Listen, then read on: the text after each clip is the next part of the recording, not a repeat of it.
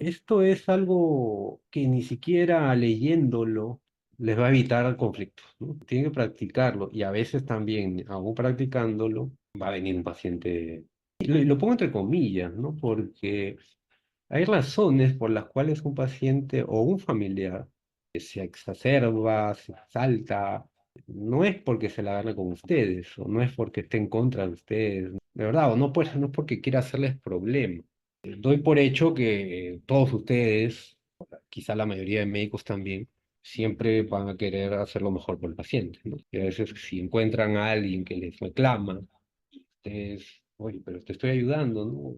Al contrario, ¿no? Se molestan y ya reaccionan distinto, ¿no? Pero ustedes qué saben qué le ha pasado a ese familiar o al mismo paciente, ¿no? Para reaccionar así. Y hay algo que no se aprende, y yo también recién lo aprendí cuando fue justo para una clase que ya no les dio a ustedes, ¿no? Una época en 2017 que nadie iba a clase, estaba en el curso de clínica 2, ¿no? Y el doctor Seclen se quejó, ¿no? En esa época, que solo fueron 12 personas en su clase. Al año siguiente, en 2018, dije, voy a hacer una clase para el curso de ética, ¿no? Ética de reanimación cardiopulmonar, para vivirlo enfrente, por qué los alumnos no van o cómo están en la clase.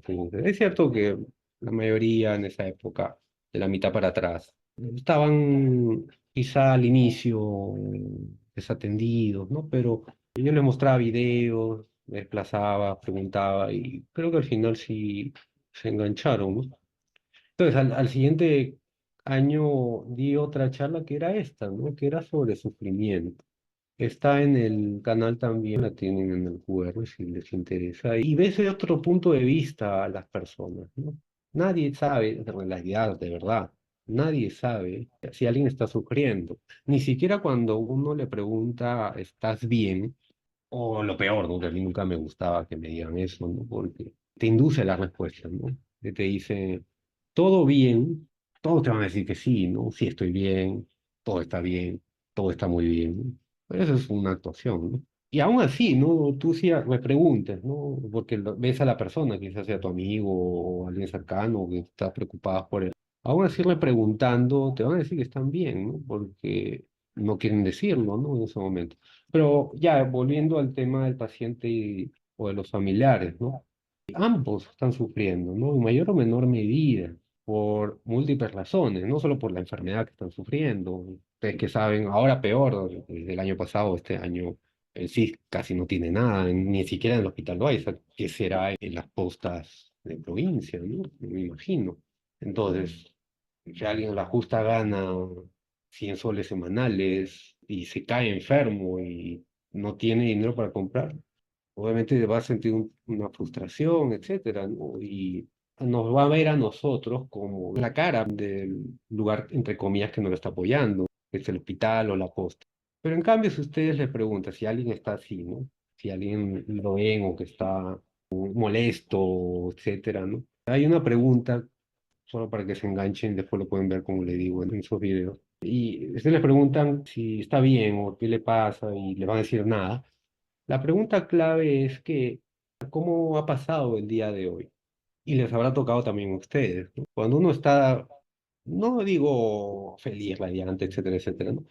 El día se pasa rápido, pero cuando un paciente está preocupado, sufriendo, triste, siempre les va a decir que el día o las horas o los minutos se les pasa lento. Y ahí ya captaron que alguien está sufriendo. Entonces, ahí la siguiente pregunta es que, ¿por qué? Pues, entonces, cuando ustedes se interesan en realidad, ¿no?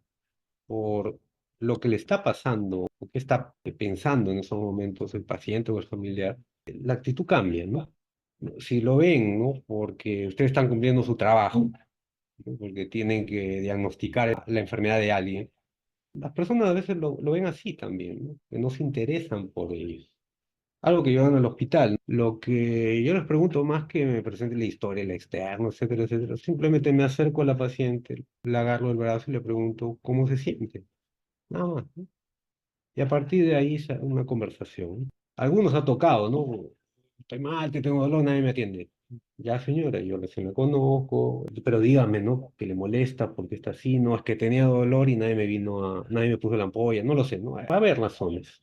Pero si usted reacciona o alguien reacciona allá, yo estoy tratando de ayudar, pero me responde mal y así van a seguir y no van a encontrar ninguna solución y lo van a catalogar como un paciente difícil, ¿no? Si es que el paciente no, o ustedes no llegan a entablar una conversación coherente, adecuada, van a llevar a conflictos. Pero ¿cómo se puede resolver a grandes rasgos estos conflictos? Les diría yo dos cosas, ¿no? Uno, escucharlos, ¿no? Todo lo que le tengan que decir, aunque sea cosas negativas, pero escucharlos. Y a partir de ahí ya ustedes van a tener conocimiento de lo que les está molestando y por ahí actuar, por ahí tratar de solucionar algo para poder conversar con ese paciente y poder llegar a un acuerdo, ¿no? Porque a veces en ese conflicto y ni siquiera va a permitir, o ellos van a permitir tomar la pastilla, y para eso necesitan tiempo. Tienen que invertir tiempo, y lo pongo entre comillas, ¿no? Porque es una inversión. ¿No? Al final nunca va a ser un gasto el tiempo. Me pasó directamente a mí ahorita cuando yo, jueves, creo, y con justa razón el familiar molesto, ¿no? Resulta que una paciente que tiene enema de pulmón con metástasis a pleura, que también no le pusieron el tubo en emergencia, se lo tuvo que poner en piso, pero salió, ¿no? Mejoró, pudo hacer la pleurodesis y ya estaba mejor, aunque ha quedado dependiente de oxígeno, pero ya no drena nada, entonces le tienen que quitar el tubo. ¿Y quién le puso el tubo? El cirujano de tórax. Pero lunes, martes, miércoles, jueves no venía, pues se le mandó al consulta y no vino. Y me doy con la sorpresa que no le habían quitado el tubo, pues, ¿no? Me habían dicho el último día, sí, doctor, ya va a venir el cirujano. Y la paciente me reclama, pues, ¿no? Doctor, que cómo es posible. Entonces ahí tuve que escucharlo. Me he demorado literalmente y la externa me dijo, pues sí, doctor, usted estaba ahí una hora hablando con la familiar. Era lo que tocaba, pues, ¿no? Quizás no es mi responsabilidad, o sea, directamente quitar el tubo. Lo hubiera hecho inclusive, pero la señora estaba tan molesta que, ponte, si pasa algo, se complica, que yo le quito el tubo, me va a reclamar a mí, me va a denunciar, no lo sé, ¿no? Pero después de escucharla, después de yo decirle, compartirle también hasta mi experiencia propia, ¿no? Con mi papá que tuvo cáncer, ¿no? Entonces, ahí se calmó y después de un tiempo, no un tiempo, ¿no? Creo que al día siguiente también, otro ánimo, ¿no? Doctor, vino el cirujano de tórax, no, ya le hemos mandado el consulta para venir, ya, doctor, o sea, ya más calmada, ¿no? Entonces, al final eso, esa hora, que quizá yo podía hacer otra cosa, lo dediqué enteramente al pie de la cama de su paciente, de su mamá, y hablar con ella. Y después ya, bueno, pero ya hasta el sábado que me fui no le habían quitado el tubo, ojalá que mañana que llegue al hospital le hayan quitado el tubo. Pero eso, ¿no? Invertir el tiempo, escucharlos. Y esto es algo clave, ¿no? Que creo que es un sello, un, ¿cómo decirlo? ¿No? Un speech, ¿no? El tema de la empatía, pero en realidad no se aplica, ¿no? No sé por qué no se aplica en general por la mayoría de personas. Así que yo lo pongo de otra forma, que es que trates tanto al familiar como al paciente como quisieran que ustedes los traten. Quizá, y sobre todo a sus padres o a sus hermanos, dependiendo creo yo que son que uno quiere más o no quiere que les pase nada, ¿no? Bueno, los que tengan hijos también, pero muchas veces no se hace, ¿no? Entonces se ve a las personas como, no sé, pues, ¿no? Hablo de los hospitales, ¿no? Creo que en las clínicas es al revés, ¿no? Ya veían al médico como alguien que le tiene que servir, ¿no? Y es cierto, ¿no? Damos un servicio, pero hay formas de tratar, ¿no? Pero en los hospitales se nota lo contrario, ¿no? Mucho personal, ¿no? Sobre todo técnico, no sé si ustedes lo habrán vivido también en el hospital, ¿no? Algunas enfermeras también, y de hecho que médicos, que o ignoran, ¿no? Pásame la chata y nadie le hace caso. A ver, que fuera su padre, no quisiera que la enfermera o la técnica le pase la chata, no lo hace, ¿no? Entonces, si ustedes ven a esa persona enfrente suya como alguien directo, tratarlo como tal, ¿no? Eso también va a evitar que después, al día siguiente, o el paciente definitivamente con justa razón, se esté molesto, ¿no? O esté incómodo. Y otra cosa, con el tiempo y con la experiencia de conflictos, van a ir desarrollando ustedes lo que se llama inteligencia emocional. Y a grandes rasgos, yo no he leído un libro de inteligencia emocional, algunos artículos quizá, pero yo cómo lo resumiría, ¿no? Como uno primero, no hablar o no escribir inmediatamente. Yo he aprendido hace tiempo a escribir primero en el blog de notas luego copiar y pegar, ¿no? Y eso también, ¿no? En el mismo borrador uno va apagándose, uno va calmándose, cambiando las palabras. Cuando pegas también no es que inmediatamente mandas enviar, ¿no? Si no lo vuelves a leer o lo vuelvo a leer, ¿no? Y si te das cuenta después lo que escribiste al inicio, molesto, me refiero, ¿no? Si es que estás molesto, ¿no? Y después lo que desde unos minutos editando eso, lo que estás escribiendo es distinto, ¿no? Pero si mandas lo primero que escribes molesto, muchas veces, y peor cuando es escrito, se puede tomar a mal, ¿no? Y peor cuando es cargara, ¿no?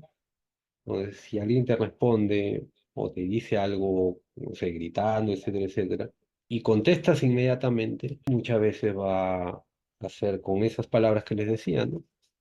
Y así vas a escalar el conflicto, ¿no? Y eso no implica perder la discusión. O sea, al final una discusión no es que gano o no gano, ¿no? Sino una discusión es que debe, o un conflicto similar, que debe llegarse a una resolución. Muchas veces, muchas veces va a tener que ser un punto medio, ¿no? Quizá al inicio y después ya alguna de las partes, si es que, ojo, también no es demostrar o no es ir a mi punto o no es ir a mi lado porque quiero o porque pienso así, ¿no? No es con evidencia, hablando de medicina, o con razón, o hasta con lógica, ¿no? No con opiniones solamente o porque me parece, ¿no? Es eso, ¿no? Digamos que apaciguarse, calmarse, pensar antes de reaccionar, ¿no? Y lo último que yo lo aplico bastante para cualquier comunicación, ¿no? Si bien se inventó para comunicación malas noticias, que es el Spikes, me gusta porque el primer paso es que le preguntes al paciente qué es lo que sabe antes. A partir de eso ustedes van, digamos que trabajando lo que tienen que comunicar, lo que tienen que decirle al paciente. Y nuevamente, cuando les preguntan eso primero, ahí ya te estás, digamos, primero escuchando lo que estoy hablando al inicio, ¿no? Después sabiendo qué es lo que le molesta, o en caso de comunicación de malas noticias, saber qué le dijeron del diagnóstico, del tratamiento que debe seguir, etcétera, etcétera, pero es ver a lo que te estás enfrentando primero, ¿no? Y escuchar primero, ¿no?